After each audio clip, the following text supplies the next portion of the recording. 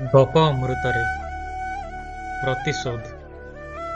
ଦେବତାମାନଙ୍କର ଗୁରୁ ବୃହସ୍ପତି ଓ ଅସୁରଙ୍କ ଗୁରୁ ଶୁକ୍ରାଚାର୍ଯ୍ୟ।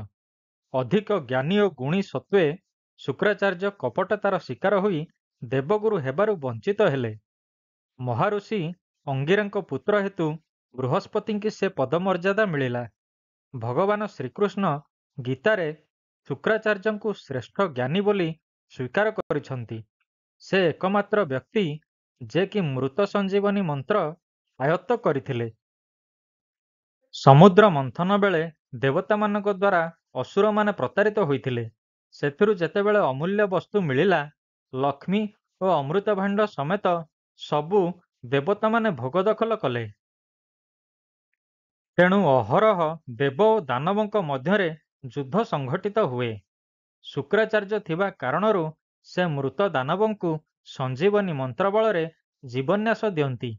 ଏଥିପାଇଁ ଦେବତାମାନେ ଅସନ୍ତୁଷ୍ଟ ଥିଲେ। କିପରି ଏହି ମନ୍ତ୍ରକୁ ଆୟତ୍ତ କରାଯିବ ତାହା ସେମାନଙ୍କ ଚିନ୍ତାର କାରଣ ଥିଲା। ଶେଷରେ ସେମାନେ ଏକ ଯୋଜନା କଲେ। ବୃହସ୍ପତିଙ୍କ ପୁତ୍ର କଚକୁ ସେମାନେ ଏହି କାର୍ଯ୍ୟରେ ନ୍ୟସ୍ତ କଲେ। କଚ ସମ୍ମତ ହୋଇ ଶୁକ୍ରାଚାର୍ଯ୍ୟଙ୍କ ନିକଟରେ ପହଞ୍ଚିଲେ। ନିଜର ପରିଚୟ ପ୍ରଦାନ ପୂର୍ବକ ଉଦ୍ଦେଶ୍ୟ ଜ୍ଞାପନ କଲେ। ବୃହସ୍ପତିଙ୍କ ପୁତ୍ର ଓ ଅଙ୍ଗିରାଙ୍କ ପୌତ୍ର କାରଣରୁ ଶୁକ୍ରାଚାର୍ଯ୍ୟ ତାଙ୍କୁ ଶିଷ୍ୟ ଭାବରେ ଗ୍ରହଣ କରିନେଲେ। ସେ ତାଙ୍କ ଆଶ୍ରମରେ ରହିଲେ। କଚ ସୌମ୍ୟ ଓ ସୁନ୍ଦର ଯୁବକ, ଆଚରଣ ମାର୍ଜିତ, ଗୁରୁଭକ୍ତି ଓ ସେବାରେ ନିପୁଣ। ତେଣୁ ଗୁରୁ ତାଙ୍କ ଉପରେ ପ୍ରସନ୍ନ ଥିଲେ। ସେ ପ୍ରତ୍ୟହ ଗାଈ ନେଇ ଜଙ୍ଗଲକୁ ଯାଆନ୍ତି ଓ ସନ୍ଧ୍ୟାରେ ଆଶ୍ରମକୁ ଫେରନ୍ତି। ଆଶ୍ରମରେ ଶୁକ୍ରାଚାର୍ଯ୍ୟଙ୍କର କନ୍ୟା ଦେବଯାନୀ ରହନ୍ତି। ଶୁକ୍ରାଚାର୍ଯ୍ୟଙ୍କର ପତ୍ନୀ ବିୟୋଗ ଘଟିଥିଲା। ଦେବଯାନୀ କଚଙ୍କର ରୂପଗୁଣରେ ମୁଗ୍ଧ ହୋଇ ତାଙ୍କୁ ଭଲ ପାଇବାକୁ ଲାଗିଲା। କଚ କିନ୍ତୁ ନିଜର ଅଭୀଷ୍ଟ ସିଦ୍ଧି ପାଇଁ ବ୍ୟଗ୍ର। ତେଣୁ ଦେବଯାନୀ ପ୍ରେମରେ ସେ ଖୁବ୍ ବେଶୀ ଆତ୍ମନିବେଶ କରୁନଥିଲେ। ଅସୁରମାନେ କଚର ଇତିବୃତ୍ତି ଜାଣି ତାକୁ ସନ୍ଦେହ ଦୃଷ୍ଟିରେ ଦେଖିଲେ। ସହଜେ ତ ଶତ୍ରୁ ପକ୍ଷର। ଶୁକ୍ରାଚାର୍ଯ୍ୟଙ୍କ ପ୍ରସନ୍ନତା ବିଷୟ ଜାଣି ସେମାନଙ୍କର ସନ୍ଦେହ ଘନୀଭୂତ ହେଲା। ତେଣୁ ସେମାନେ ତାର ଅନିଷ୍ଟ ଚିନ୍ତା କଲେ। ଥରେ ଜଙ୍ଗଲରେ ତାକୁ ବଧ କରି ଫିଙ୍ଗିଦେଲେ। କଚର ଆସିବା ବିଳମ୍ବ ହୁଅନ୍ତେ ଦେବଯାନୀ ବ୍ୟସ୍ତ ବିବ୍ରତ ହୋଇ ପିତାଙ୍କୁ ଜଣାଇଲା। ଶୁକ୍ରାଚାର୍ଯ୍ୟ ଯେତେ ଯାହା ବୁଝାଇଲେ ବି ଶୁଣିଲା ନାହିଁ। ରାତି ହେଲା, ଗାଈ ଗୋଠ ଫେରି ଆସିଲେ। ଏହା ଦେଖି ଋଷିଙ୍କର ବ୍ୟସ୍ତତା ବଢ଼ିଗଲା ଓ ସେ ଧ୍ୟାନ କରି ଜାଣିଲେ ଯେ କଚ ମୃତ ସଞ୍ଜୀବନୀ ମନ୍ତ୍ର ଦ୍ୱାରା ତାକୁ ଜୀବନ ଦାନ ଦେଲେ। ଏଥିରେ ବିଫଳ ହୋଇ ଅସୁରମାନେ ପୁନଶ୍ଚ କଚକୁ ମାରି ତାର ହାଡ଼ମାଂସକୁ ଟିକି ଟିକି କରି ସମୁଦ୍ରରେ ଫିଙ୍ଗିଦେଲେ। ଶୁକ୍ରାଚାର୍ଯ୍ୟ ପୁନଶ୍ଚ ତାକୁ ଜୀବନ୍ୟାସ ଦେଲେ। ଏଥର କିନ୍ତୁ ଅସୁରମାନେ ଏକ ଅଭିନବ ଉପାୟ କଲେ। କଚକୁ ମାରି ତା ମାଂସପେଶୀ ମଦରେ ମିଶାଇ ଦେଲେ ଓ ସେହି ମଦକୁ ଶୁକ୍ରାଚାର୍ଯ୍ୟଙ୍କୁ ପିଇବାକୁ ଦେଲେ। ଶୁକ୍ରାଚାର୍ଯ୍ୟ ତାହା ପାନ କଲେ। କଚ ବହୁବେଳ ଯାଏ ନ ଆସିବାରୁ ଦେବଯାନୀ ଖୁବ୍ ବିବ୍ରତ ହୋଇ ପିତାଙ୍କୁ ବାରମ୍ବାର ଜଣାଇଲା। ଶୁକ୍ରାଚାର୍ଯ୍ୟ ମନ୍ତ୍ର ପଢ଼ି ମଧ୍ୟ କଚ ଆସିଲା ନାହିଁ। ସେ ନିଜ କନ୍ୟାକୁ ବୁଝାଇଲେ, ଆଉ କ'ଣ କରାଯିବ? ସେ ବୋଧେ ସ୍ୱର୍ଗକୁ ଫେରିଯାଇଛି। ତେଣୁ ତୁ ତା କଥା ଭୁଲିଯା। ଦେବଯାନୀ କିପରି ଭୁଲନ୍ତା? ସେ କହିଲା, ପିତା, ମୁଁ କଚକୁ ପ୍ରାଣଠୁ ବଳି ଭଲ ପାଏ। ତାକୁ ବିବାହ କରିବାକୁ ଚାହେଁ। ତାକୁ ଯେମିତି ହେଲେ ଆଣ, ନୋହିଲେ ମୁଁ ଜୀବନ ହାରିଦେବି। ଶୁକ୍ରାଚାର୍ଯ୍ୟ ବଡ଼ ଅଡ଼ୁଆରେ ପଡ଼ିଲେ। ମନ୍ତ୍ର ପଢ଼ି ତାର ଜୀବନ୍ୟାସ ଦେଲେ, କିନ୍ତୁ ଗୁରୁଙ୍କ ଉଦରରୁ ସେ ବାହାରକୁ ଆସିପାରୁ ନାହିଁ। ଗୁରୁ ପଚାରନ୍ତେ ସେ ସକଳ ବୃତ୍ତାନ୍ତ ଜଣାଇଲା। ଏକ ବିଷମ ସମସ୍ୟା ସୃଷ୍ଟି ହେଲା। ଗୁରୁ ବୁଝାଇଲେ, ଦେଖ ଝିଅ, କଚ ବଞ୍ଚିଲେ ମୁଁ ମରିବି। ମୋ ପେଟ ଚିରି ସେ ବାହାରିବ। କହ ତେବେ ତୁ କାହାର ଜୀବନ ଚାହୁଁ? ମୁଁ ଦୁହିଁଙ୍କ ଜୀବନ ଚାହେଁ। ତୁମ ମଧ୍ୟରୁ କାହା ବ୍ୟତିରେକ ମୁଁ ବଞ୍ଚିପାରିବି ନାହିଁ। କ'ଣ ଉପାୟ କରି ତାକୁ ବଞ୍ଚାଅ। ଅନନ୍ୟୋପାୟ ଗୁରୁ ଶେଷରେ କଚକୁ ମୃତ୍ୟୁ ସଞ୍ଜୀବନୀ ମନ୍ତ୍ର ଶିକ୍ଷା ଦେଲେ। ଗୁରୁଙ୍କ ଗର୍ଭବିଦାରଣ ହୁଅନ୍ତେ କଚ ବାହାରିଲା। ଶିକ୍ଷା କରିଥିବା ମନ୍ତ୍ର ବଳରେ ସେ ଗୁରୁଙ୍କୁ ବଞ୍ଚାଇଲା। ଦେବଯାନୀର ଆନନ୍ଦ କହିଲେ ନ ସରେ। ଉଦ୍ଦେଶ୍ୟ ହାସଲ ପରେ କଚ ସ୍ୱର୍ଗକୁ ପ୍ରତ୍ୟାବର୍ତ୍ତନ ନିମନ୍ତେ ପ୍ରସ୍ତୁତ ହେଲା। କିନ୍ତୁ ଦେବଯାନୀ ନଛୋଡ଼ ବନ୍ଧା। ବିବାହ ପାଇଁ ସେ ଜିଗର କଲା। କଚ ତାକୁ ବୁଝାଇବାକୁ ଚେଷ୍ଟା କଲା। ଦେଖ, ଏ ବିବାହ ଅସମ୍ଭବ। ପ୍ରଥମେ ତୁମେ ମୋର ଗୁରୁକନ୍ୟା। ଗୁରୁ ପିତା ସମ୍ମାନ, ଗୁରୁକନ୍ୟା ଭଗ୍ନୀ ସମ୍ମାନ। ତେଣୁ ତୁମେ ମୋର ଗୁରୁକନ୍ୟା ହେତୁ ବିବାହ ନିଷିଦ୍ଧ। ଦେବଯାନୀ କିଛି ଶୁଣିଲା ନାହିଁ। ତାପରେ କଚ ବୁଝାଇଲା, ଦେଖ, ତମ ପିତାଙ୍କ ଗର୍ଭରେ ମୁଁ କିଛି ସମୟ ଅବସ୍ଥାନ କରିଛି। ତାଙ୍କ ଗର୍ଭରୁ ମୁଁ ଭୂପୃଷ୍ଠକୁ ଆସିଛି। ତେଣୁ ସେ ମୋତେ ପୁନର୍ଜନ୍ମ ଦେଇ ମାତାର କାର୍ଯ୍ୟ ସମ୍ପନ୍ନ କରିଛନ୍ତି। ତେଣୁ ଉଭୟ ମାତାପିତାର ଯୁଗପତ୍ କାର୍ଯ୍ୟ କରିଥିବା ବ୍ୟକ୍ତିଙ୍କ କନ୍ୟାକୁ ବିବାହ କୌଣସି ଶାସ୍ତ୍ରସମ୍ମତ ହେବ ନାହିଁ। ତେଣୁ ତୁମେ ସେ ଇଚ୍ଛା ପରିହାର କରି ମୋତେ ଜଣେ ଭାଇ ଭାବରେ ଗ୍ରହଣ କର ଓ ବିଦାୟ ଦିଅ। ଏହାକୁ ମଧ୍ୟ ଶୁକ୍ରାଚାର୍ଯ୍ୟ ସମ୍ମତି ଦେଲେ। କଚ ଗୁରୁଙ୍କ ଚରଣ ସ୍ପର୍ଶ କରି ବିଦାୟ ନେଲା। ବିଫଳ ଓ ଭଗ୍ନ ହୃଦୟ ଦେବଯାନୀ ପ୍ରତିହିଂସାପରାୟଣ ହୋଇ ଉଠିଲା। କହିଲା, କଚ, ତୁମେ ମୋତେ ଛଳନା କରିଛ, ପ୍ରତାରଣା କରି ମନ୍ତ୍ର ହାସଲ କରିଛ। ତାହା ତୁମର ଅସଲ ଉଦ୍ଦେଶ୍ୟ ଥିଲା। ତେଣୁ ମୋର ଅଭିଶାପ ଗ୍ରହଣ କର। ଛଳନାଲବ୍ଧ ଜ୍ଞାନକୁ ତୁମେ ବିସ୍ମୃତ ହେବ। ମନ ଦୁଃଖରେ କଚ ସ୍ୱର୍ଗକୁ ଫେରିଲା। ହାତକୁ ଆସିଥିବା ମନ୍ତ୍ର ଚାଲିଗଲା ଆକାଶ କୁସୁମ ପରି।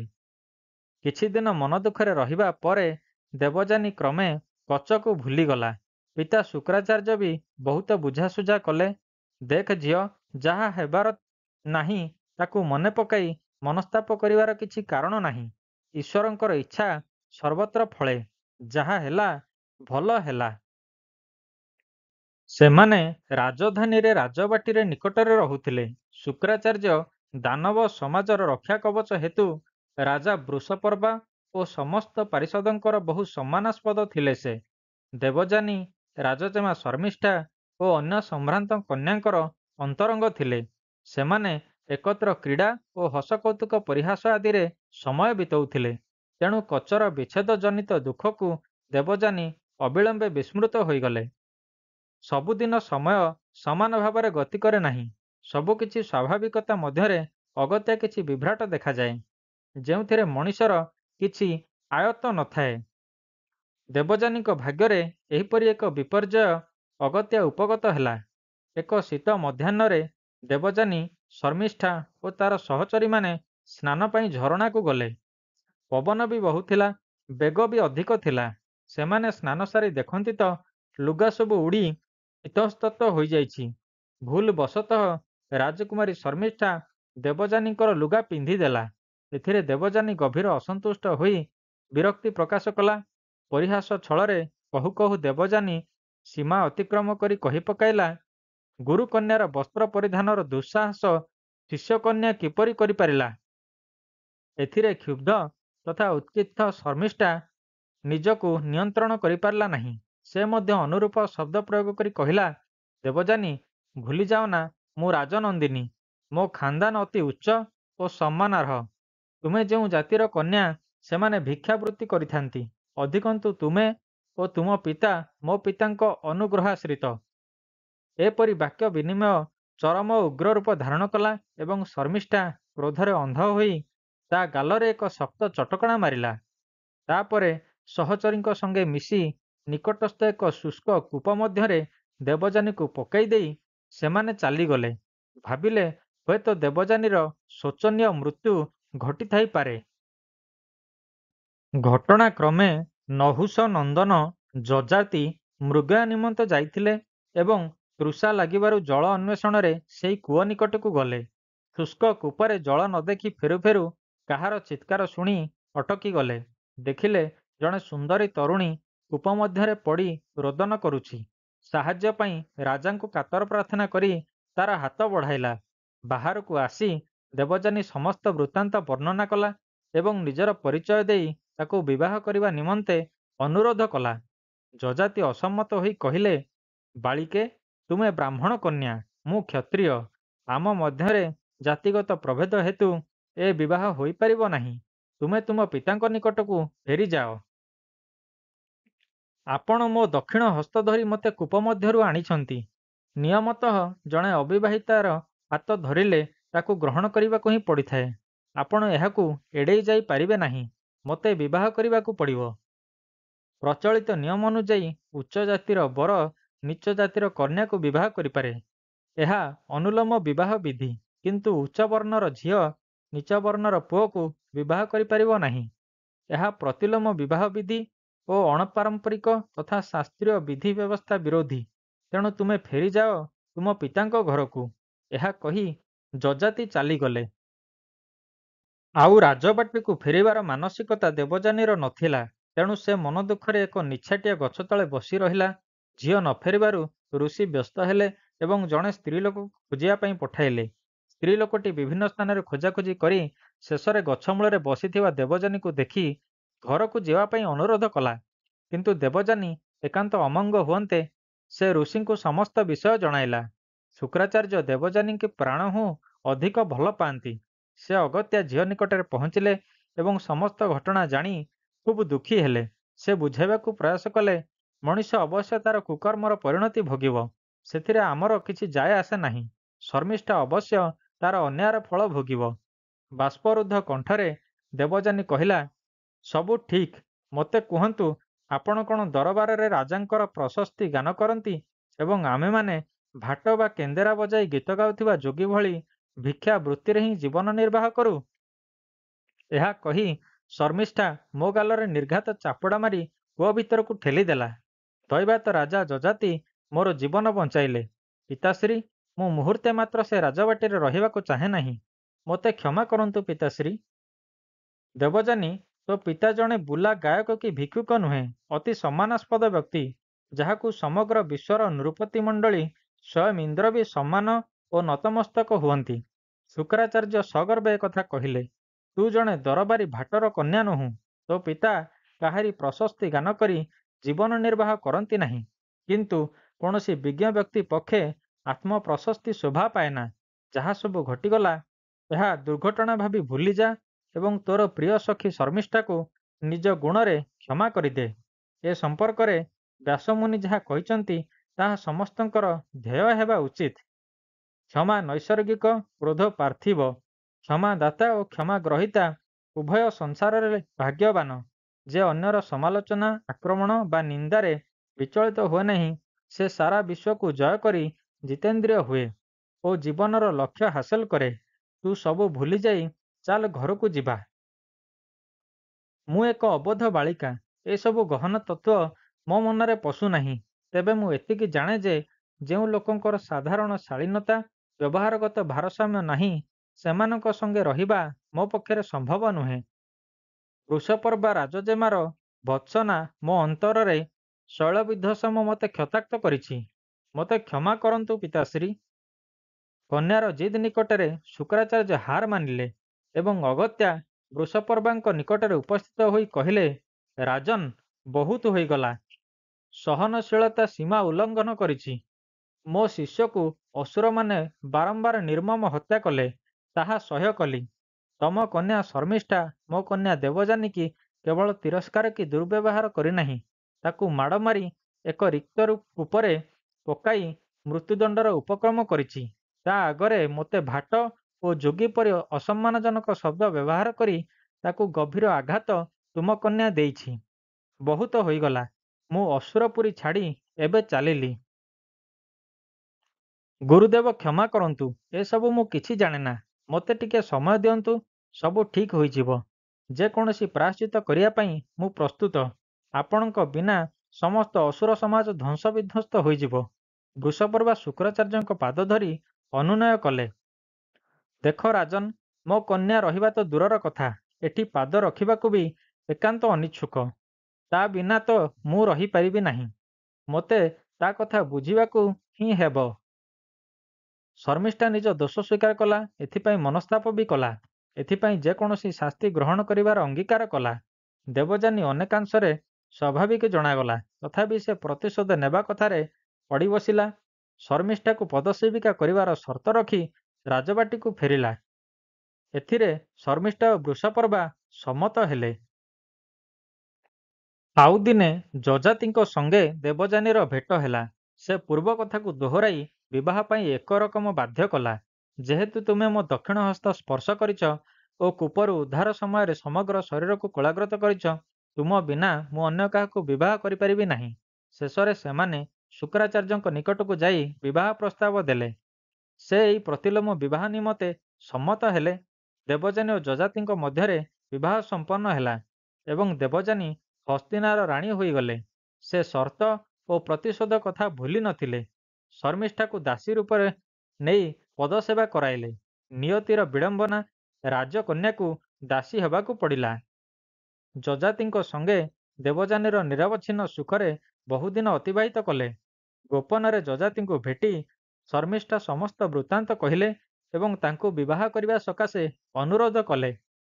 ଯଯାତି ଶର୍ମିଷ୍ଠା କଥାରେ ତରଳି ଯାଇ ଦେବଯାନୀର ଅଗୋଚରରେ ଶର୍ମିଷ୍ଠାଙ୍କୁ ବିବାହ କଲେ।